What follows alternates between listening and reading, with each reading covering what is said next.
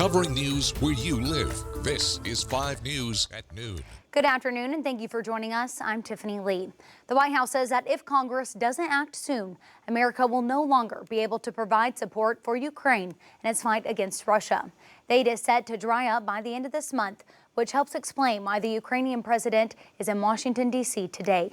Natalie Brand has more details from Capitol Hill.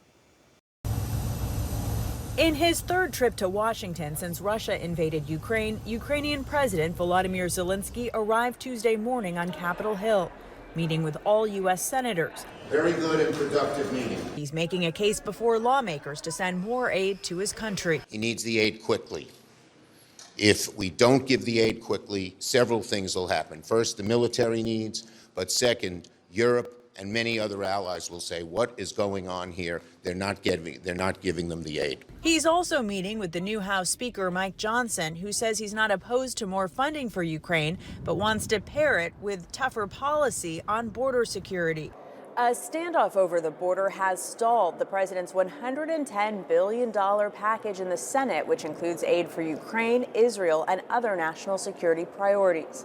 We need to keep grinding through the negotiations, but I think the administration needs to recognize they have a problem. They need to stop worrying about their base and start worrying more broadly about the American people. President Zelenskyy will face a friendlier reception at the White House, which warns U.S. funding for Ukraine will run out by the end of the year. In January, the ground starts to harden, and it becomes easier for the Russians to go on the move. They're already trying to take the offense in the east. Some Republicans have questioned whether another $60 billion in aid for Ukraine will actually help them win the war.